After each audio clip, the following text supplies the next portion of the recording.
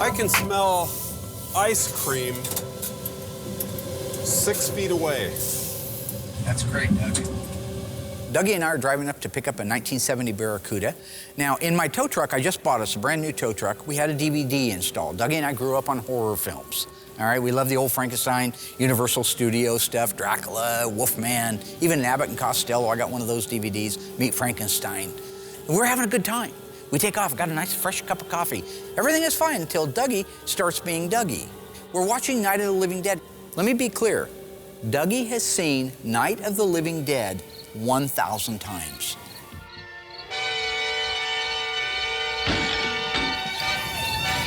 Is that Barbara? No, it's not Barbara. Well, who is it? I don't know. Johnny? Johnny's dead. Johnny who? Johnny, her brother, the one that says they're coming to get you, Barbara, that we use in the show all the time. What's she doing now? Who? Johnny. Johnny's not a she. How do I know that? Well, this ain't the crying game. Crying game? Who's crying? Nobody's crying. In the crying game, when he pulls the shirt open and he shows his meat and two veg. I don't know what Mark was talking about, meat and two veg. I don't know what movie that's from. All I know is I like chocolate brownie thunder ice cream. I wouldn't watch that kind of a movie. You watch worse movies than that. Like Night of the Living Dead. Night of the Living Dead's a great movie. It's a cult classic. If you say anything about it again, you're going to walk the rest of the way to Salem. It's my favorite movie. What is? I don't want to walk. You know how exhausting it is? Ask anybody at the shop. Ask Will. Ask the guys in the assembly shop. Ask the camera guys. It's exhausting. You can't win a conversation with them. It's like a virtual game of tic-tac-toe. All right? The very best move is not to play. That's from War Games, 1983. Right now, my left arm is going numb. They'd say that's one of the first signs of a heart attack. And I was perfectly fine an hour ago. I need to check my cholesterol. You know, one of these days I'm just gonna vapor lock right behind the wheel of the truck. We're all gonna die. I'm gonna have a heart attack. It's gonna give out because the blood pressure's through the ceiling. All right? Maybe that'll make him happy. They're coming to get you, Barbara. Buried deep in the Pacific Northwest, one team in Springfield, Oregon, takes on the impossible, finding dead Mopar muscle and bringing it back from the grave. Award-winning Master of Mopar, Mark Warman, his cousin Doug, his daughter Alyssa, his best friend Royal, his painter Will, and the rest of the GYC ghouls are restoring, resurrecting, and recreating some of the fastest, fiercest, and rarest muscle cars on the planet. This is Graveyard Carz. The good news is I didn't have a heart attack, and we made it to the lady's house with the Barracuda. So, one for the kid. So Doug and I are out in Cheshire, Oregon, picking up a 1970 Plymouth Barracuda. I got the strangest call last night from this nice lady that said she had a 70 Barracuda. As she was describing this car, which you never find local cars. You car guys know it. No, there's never anything in your backyard anymore. Everything comes in from tens of thousands of miles away.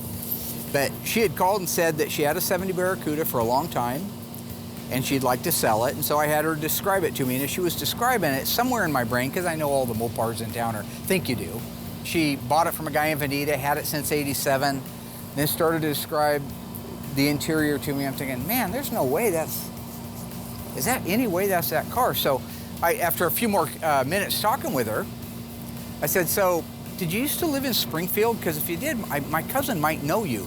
And she goes, is your cousin Doug Oldham? I said, well, we call him Cousin Dougie. Yes, that's him. Okay, so this was so much fun. Mark gets a call from a girl named Heidi with a blue Barracuda for sale.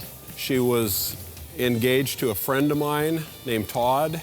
They've had that car for years. And so now I guess she wants to let this car go, and this is so much fun. It's like reliving the past or something, going back to see this car that I haven't seen for 25 years or so, and I'm so excited to see what this car looks like now after all these years and see some old friends again. The girl moved into Springfield, lived on G Street, and Mark and I actually drove by a couple of times and stopped and, inquired as to if she'd ever want to sell this car, and she said no, she'd never part with it. She named the car Annie, from Dreamboat Annie, the Heart album, so she's got some real sentimental attachment to this car. Mark, her name is Annie. Her name is Annie? Yes. Heart, Barracuda, Dreamboat Annie. Oh, yes. Very good. Those of you at home who own cars, a lot of times name your cars Betsy or Old Rusty or Blue or whatever. And I just think that's cool. That just means that thing has been not just transportation for her, but an actual family member. And it's just funny how these little cars, these little nothing cars, not just Mopar, but any car, can become a fabric in the lives of people. Anyway, we made a deal on the phone. We're just out here right now getting it loaded up. It looks exactly, it might even look a little bit better than I thought it was gonna, but it's been set in a long time, so it'll need a little bit of work to get going. But just to find a 70 Barracuda in today's world, Intact in one piece. Intact and in one piece, and allegedly will run, and I believe it, the original numbers matching engine. We just unloaded it from a trailer. So we show up to Heidi's house to pick up this car, and naturally, she's got a trailer parked in front of this car. Well, it wasn't bad enough that the trailer was in front of the car, but there was an engine on an engine stand in the trailer. Mark and I have to take this 6-cylinder engine and muscle this thing out onto a pallet so we can load it up in our van by hand. I wish we had our Doosan forklift for that. Once we got the trailer with the engine and everything out of the way, we were able to move the rollback into position, lower the deck on it, and get ready to load this car up. I haven't even checked this car out yet. I just know that it's a good old car and that I want it, and it's in my backyard, so I'd be an idiot not to take advantage of the entire situation. All right, Dougie, let's take a look at this old bad boy. Is she tied down? Yeah, it might be. Oh, just hooked. Nope. Oh, look at that. Somebody painted the grill black. Looks familiar, don't it? It does. That's the first thing Dougie did to his Barracuda. Couldn't wait to paint the grill. Couldn't wait. So when we show up to see the car, the thing looked great overall. And one thing that caught my attention was the grill, which originally was argent silver, just like mine, and they painted theirs flat black as well, and that made me feel a lot better about mine, which Mark has harassed me to this day about. The rear panel was painted flat black, just like mine. It looked good. The car looked good. He wanted an AAR Cuda, and his daddy wouldn't buy him one, I guess. I don't know. I don't know. So now when you're talking about a black grill for a 1970 Barracuda or Cuda, the only model that ever came with a black grill was the AAR, All-American Race Team car. It was a smooth, matte finish black, all right? Now, Doug's car was a Grand Coupe, so he had the bright argent silver grille and matching tail panel on it. And I gotta admit, when he did paint those black, the car really did start to stand out and look much more ominous than it did. Although if we were to find his original car and restore it, we'd put all the argent stuff back, because now we're OE guys. Back then, we were butchers. Hey, that looks all right. White interior. It's all there. Oh, is it? Yeah. Oh, my gosh. Well, Dougie's in heaven now. I loved my car being a Grand Coupe because I had a full white leather interior. You know, it was different. Everybody else had black interior, whatever, but mine had white leather, and I loved it. And this car has white interior, too, and it makes it that much more appealing to me. I'm really excited to buy this car because it's so close. We know the car, we know the history on it, we know the people, and it's a unique little car with a Slant Six like that, a kind of a plain hamburger sleeper car. I just think it's awesome that we're in a position that we can go out, find cars like this, and buy them.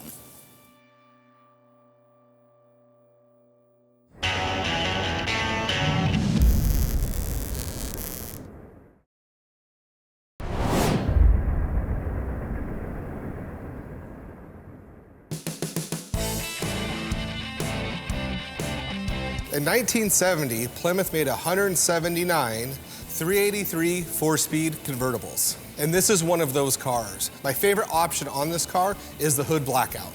Sorry, Will, that's actually V21. Victor 21 is the correct sales code for that. And it's not called hood blackout. It's called performance hood treatment. All right? You know, you're swinging a big one out there like you're the man. If you ain't the man, everybody want to be the man. Nobody want to be the man. Now, why don't you ask those questions? So when it comes to doing the blackout or the stripe, I love doing these because they really offset the car. They break up. This car in particular is orange, engine's orange, so that hood stripe's really gonna offset nicely, especially with the black top. With that being said, there's two ways to do this. We have the graveyard out there, which is a great reference.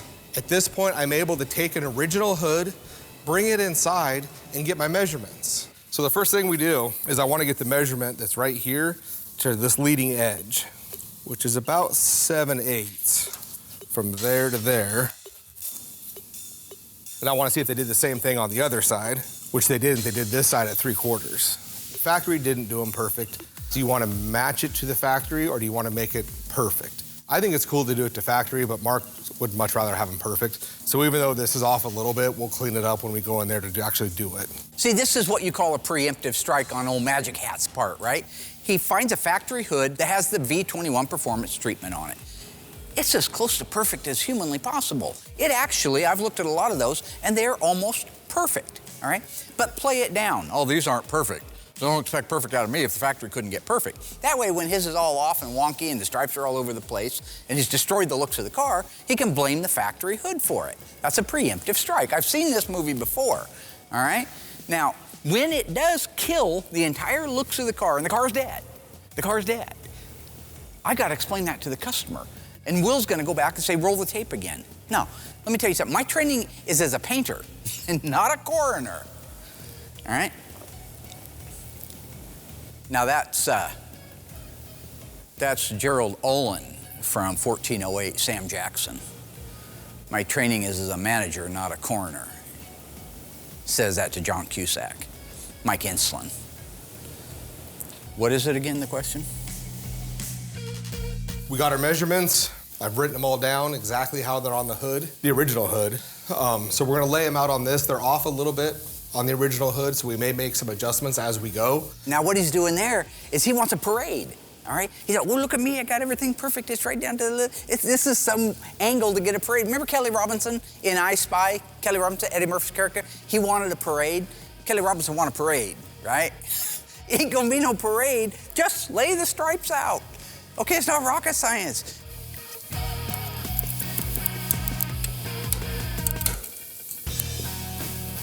I Spy is where Gondars come from. The world famous Gondars. You see a lot of hashtag Gondars. That's from me, right?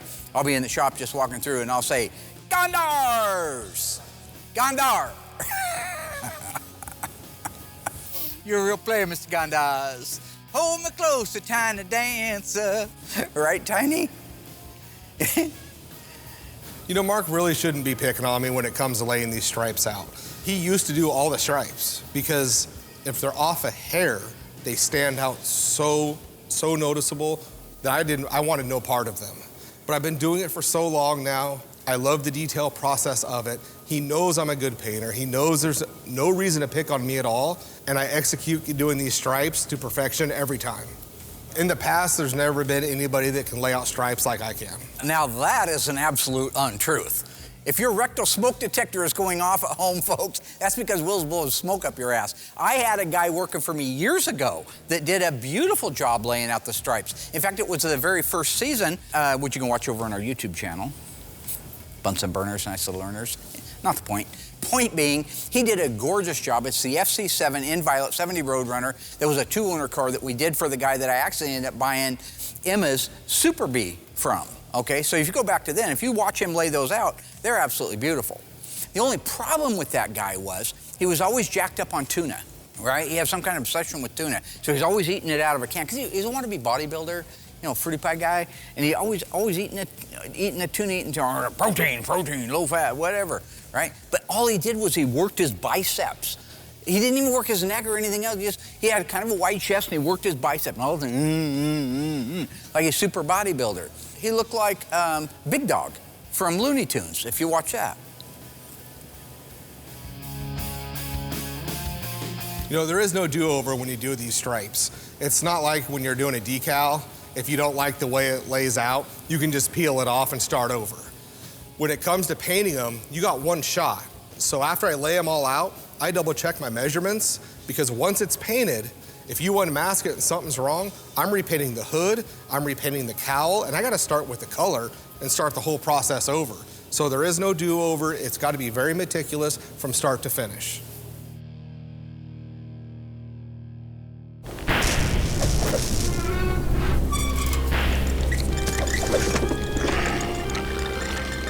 In a previous season of Graveyard Cars, this beautiful 1970 Dodge Charger in my favorite color, FK5 Burnt Orange, factory 426 Hemi 4-speed car was restored to perfection.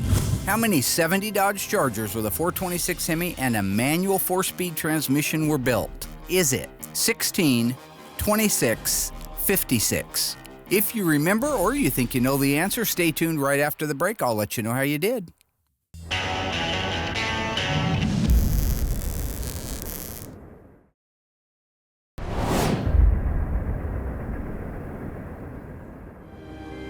All right, ghouls, welcome back on our beautiful FK5 Burnt Orange 1970 Hemi Charger RT. How many were built with a 4-speed? If you said 56, that is exactly right. Good job. You paid attention, or you know your Mopars. And you also know this was probably one of my favorite cars of all time. The car I had when I was 16 years old was also FK5 Burnt Orange. Mine just happened to have a white top and no bumblebee stripe. This thing is a black vinyl top, white bumblebee stripe, bucket seat black interior, and to top it all off, all numbers matching. It also was one of the biggest reveals we've ever had in Graveyard Cars history. You know I can't say it enough. It's just really great to see the car just about all done. Real pretty. Did a great job here. Now here's a little inside tip of the day. The reason I chose today to go up there with Doug and pick up the Barracuda is because Philly Steak's in town. Yeah, he coming in to check out the car. He calls me up, I want to come check out that there car a day before Cindy gets here, Oh, no thank you. That means he's gonna come in, crawl all over the car, find every minute mistake or detail error and document it like it's a big thing. So I don't need to be there for that. I don't need to have my blood pressure driven through the ceiling. While walking around the car, it was nice to see a bunch of the parts I supplied actually on the car again instead of just in a box or on my shelf. Noticing some of the things, like I took liberty and I added the passenger racing mirror. I just feel a car looks unbalanced if it only has the one side. As bright as purple seems, it's really a darker color. So anything that's bright, like white or chrome, really stands out on the car. Like another thing was this car originally had a black vinyl top, and we opted to go with white because the black sort of gets lost with the purple, but with the white, it just pops. Yeah, this flip-top gas cap is an NOS one I had in stock, sent out to Mark and the guys, and they put it on the car. It looks great.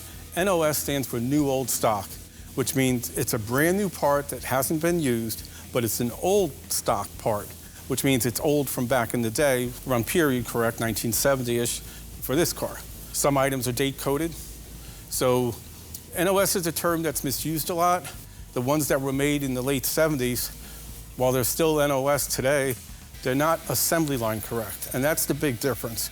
And there were certain parts that were supplied even back in 1970 that weren't correct and true to the assembly line parts, because the different vendors made them. Maybe one vendor supplied the assembly lines and other vendors supplied the parts chain.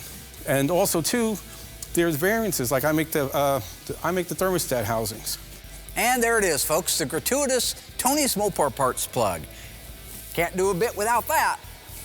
I have about 10 different examples of different fonts used and sizes on those, probably because it was such a commonly used part. It's sad, man. It's just sad. Don't see me grubbing for money on TV. Your coin, your Bunsen burners, to make some Bunsen burners, nice little earners. Which you can watch over on our YouTube channel. Bunsen burners, nice little earners. You know what I'm saying?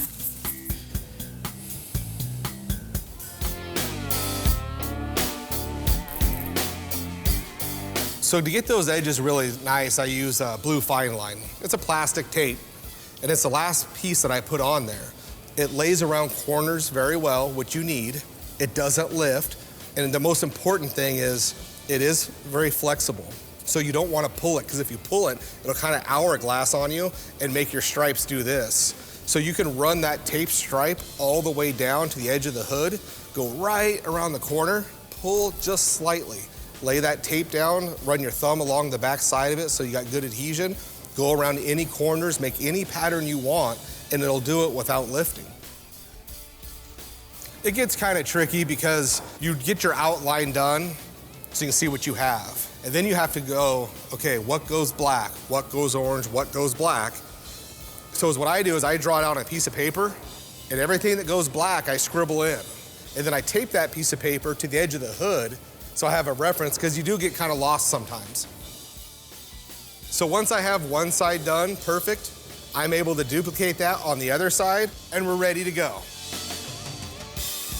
Once all the taping is done, I grab my 36-inch paper off all the edges. Once the paper's all done, I cut a piece of plastic, covers the rest of the car from overspray, and then at this point, I'm ready to paint it.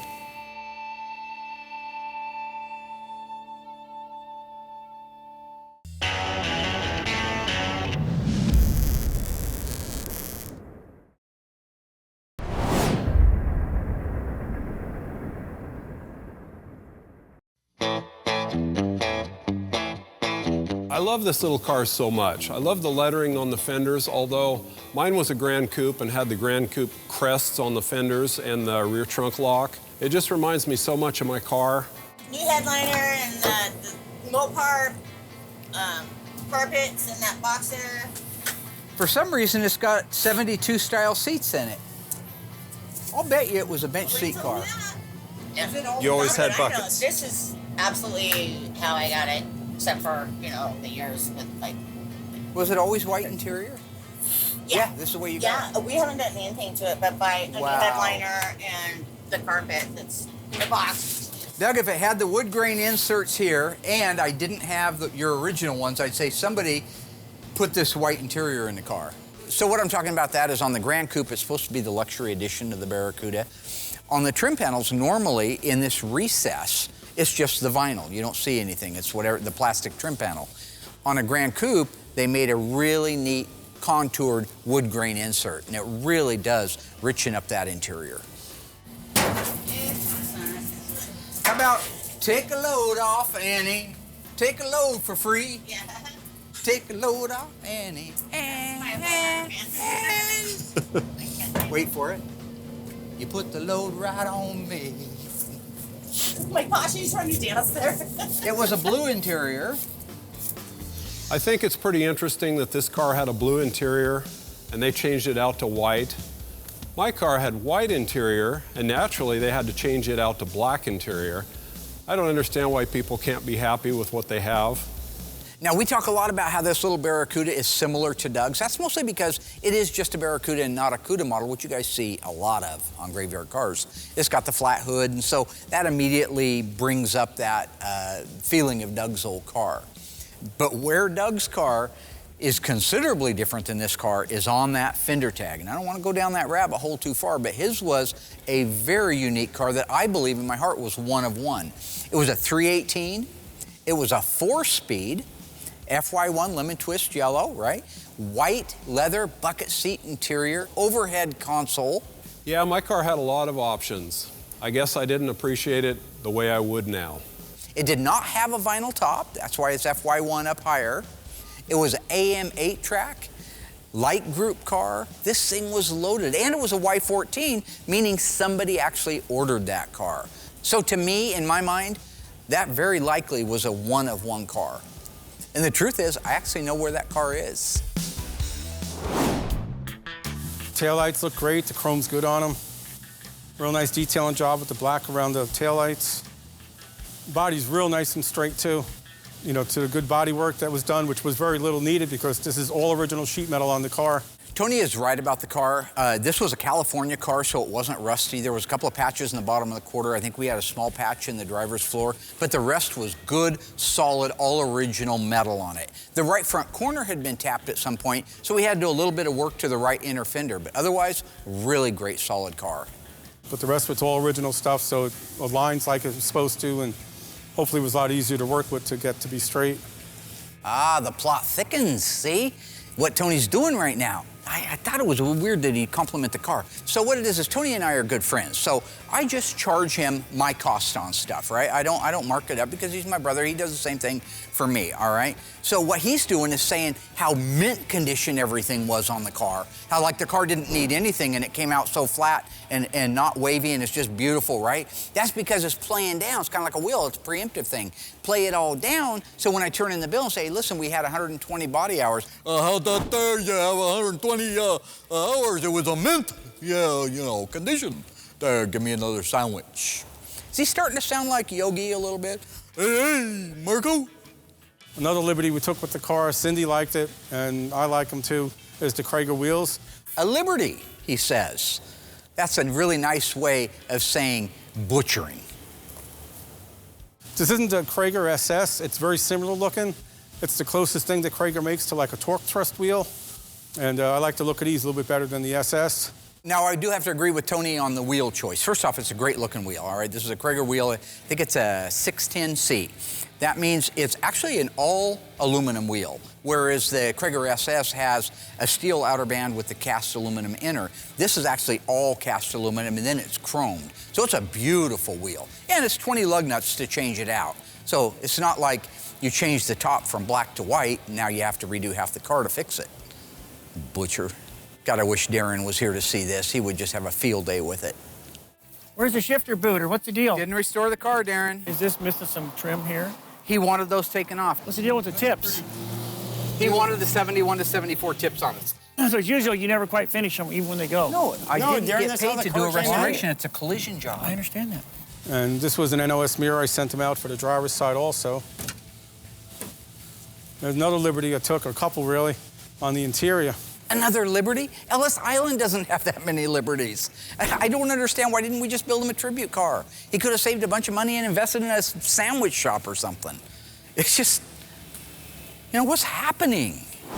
It was a bucket seat car with a 6-way seat, which is nice, but there's nothing more comfortable than a bench seat in an E-body. And the only way you could get that from the factory is if it was a column shift car. Well, the column shift car is somewhat boring, you could say, and we changed interior color to white instead of black for the same reason that I mentioned prior, for just the white just stands out so much nicer. He's gonna pick on me for not having a washer underneath the wing nut on the pie tin. And he's changed the interior from black 6-way bucket seats to a white bench? Physician, heal thyself, right? I don't want to get all biblical on everybody, but come on, man. Luke 4:23.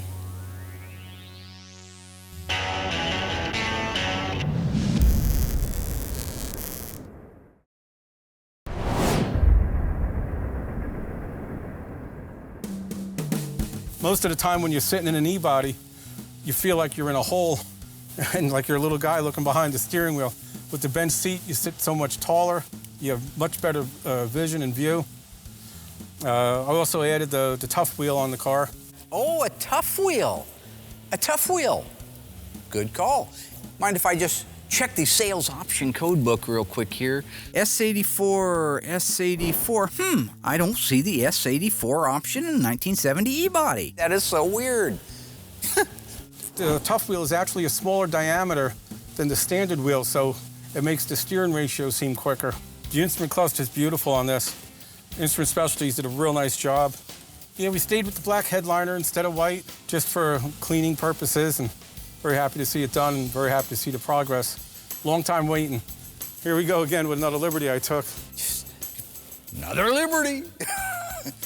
It was originally a black body side molding car, and we opted to go with the white stripe. Again, it stands out. It just looks really good and ties all the white in together.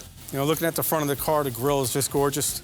Such a nice job on that. I believe they restored the original grille, and Cindy will be real happy when she sees it.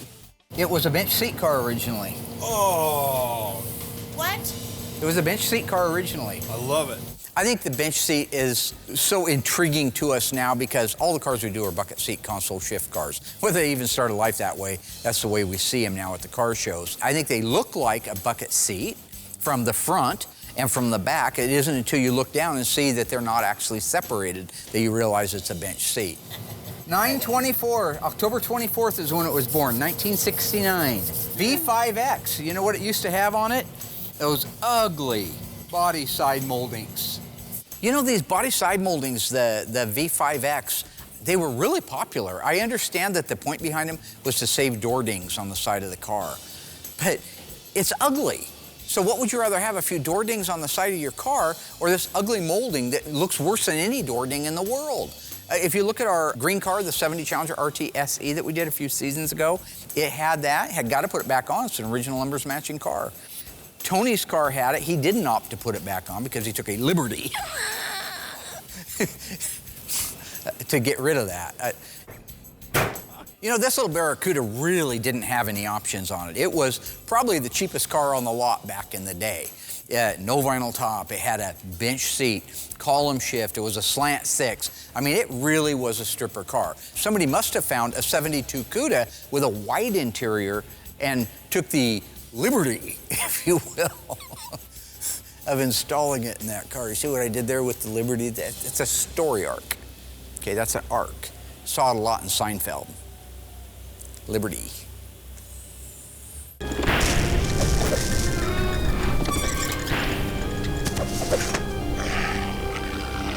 In a very early season of Graveyard Cars, we restored this gorgeous one of one 1970 Dodge Challenger, an FC7 Plum Crazy, loaded with options. True or false, this car was a 4-speed. If you remember the car and you think you know the answer, stay tuned after the break. I'll let you know how you did.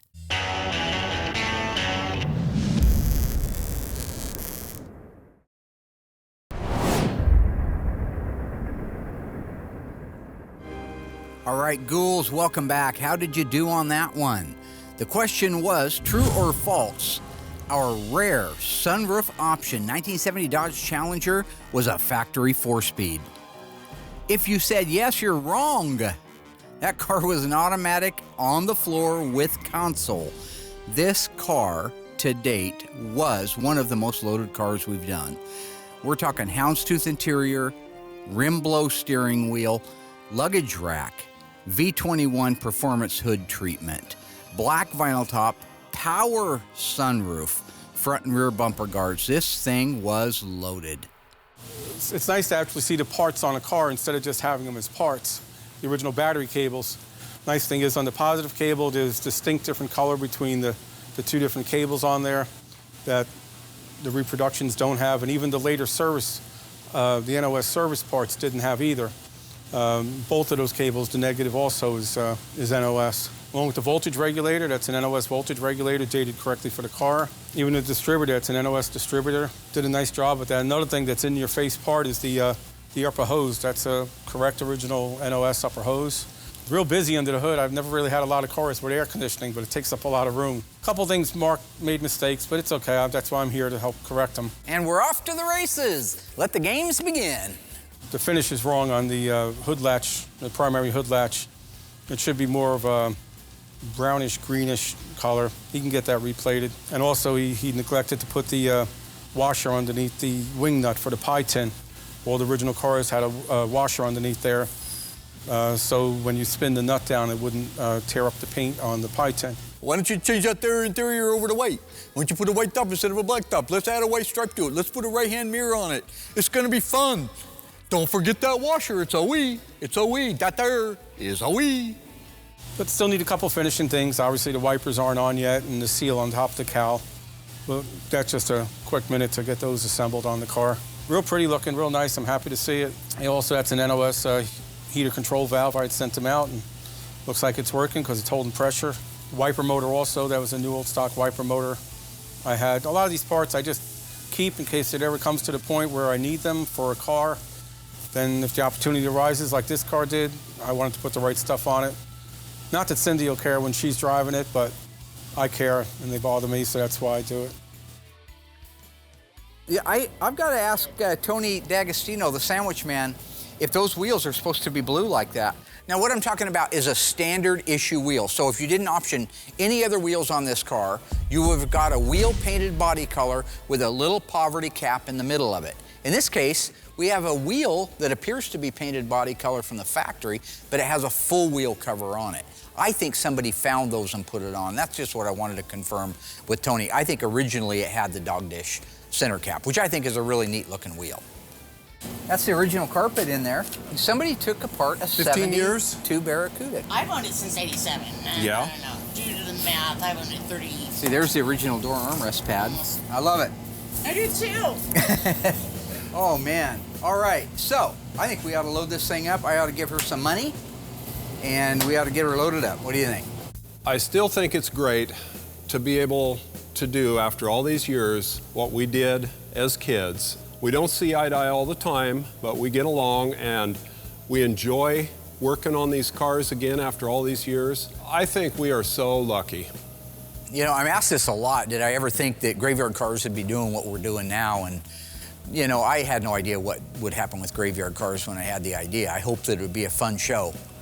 I never dreamed, and if somebody had said something when I was a kid, I still wouldn't have dreamed that it would be where it's at today. To be able to work on the greatest cars that I have loved and drooled over my entire life, and to be able to go out with my cousin and hang out as much as he makes me crazy, and be able to buy these cars and bring them back and offer them to somebody as their dream car. So it's definitely better than anything I could have dreamed of or hoped for.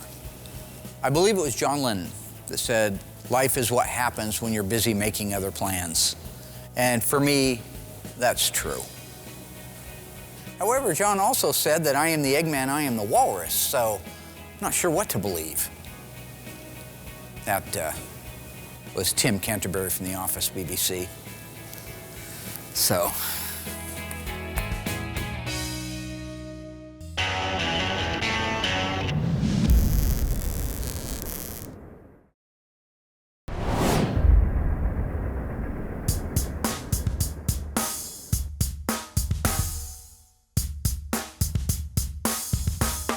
When we finished loading up the Barracuda, I called back to Will and just asked if Sandwich Man was still around. He said he was still there, and I'm quoting Will now, crawling up its ass with a flashlight, unquote.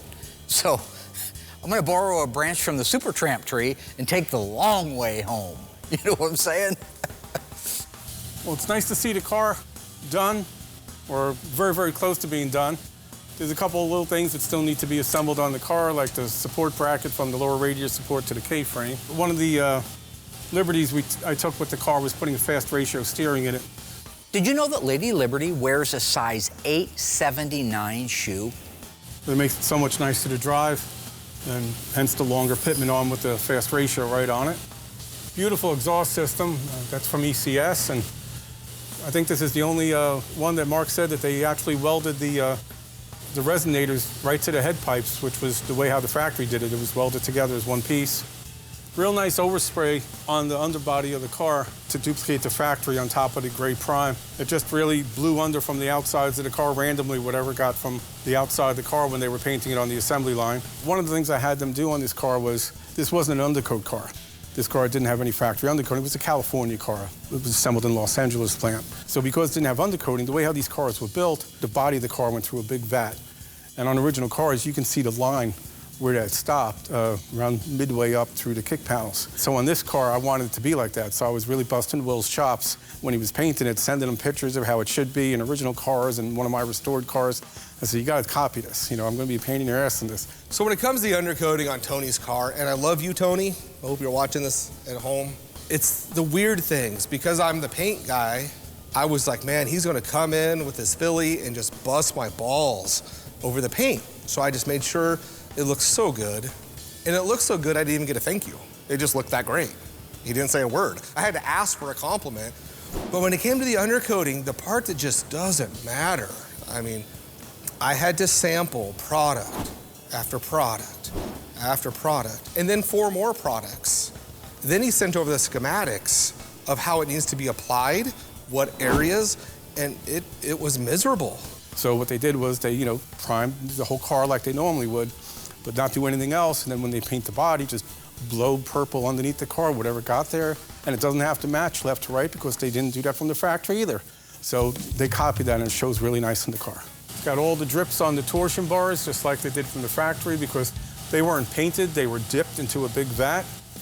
There's a California car, emissions car, so that's why it has the third line for the vapor return to the fuel tank. Actually, Rain Man, that is not a vapor return line, okay? The vapor return line was used in 1968 to 1972 on all 440 and 426 Hemis with 3/8 main fuel line and a 1/4-inch vapor return line. What he's talking about is an N95 evaporative emission. So, oh snap! You know, coming all at me and stuff. That's crazy, man. Lost his damn mind. Yeah. Here's the resonators that are welded on. Actually, the weld job that was done duplicates the factory. And these are very nice resonators licensed by Chrysler with the Pentastar and all the markings on them. And if you notice these rear lower shock plates, they drop the shock down a little bit more than every other car except for 70E body and 70C body. I don't know why the reasoning of it was, but I know it's specific to this car. Another liberty we took with the car was... Hey, did you know that France gave us the Statue of Liberty originally? That's damn nice of them. That's 2 gifts, right? Statue of Liberty, Lady of Liberty, and a French fry. We added a factory rear sway bar that wasn't available on the 440 or Hemi cars, but came on the 340 and 383 cars, starting sometime after the AARs and TAs were built. And it really helps the car just drive that much nicer with the rear sway bar. And it just, between that and the fast ratio steering box, you know, in the modern radios, it'll feel more like a modern car driving down the road instead of a 50-year-old Wanderer. These are what they call Q clamps, where most muffler clamps or exhaust clamps have 2 studs sticking down with 2 nuts on them, and that's fine, except for when you're trying to line up an exhaust tip. You know, you're having 2 hands holding on the clamp, you can't center the exhaust tip to be exactly where it should be. And it's really critical on the E-bodies because they have to fit into the rear valance. It's a 1-bolt deal, so you would hold the exhaust tip with one hand and use the other hand to tighten up the bolt. Okay, so we got the whole entire car masked up, ready to go. It's all scuffed, sanded, everything looks really good. I'm gonna tack it off, make sure, because you can't cut and buff flat.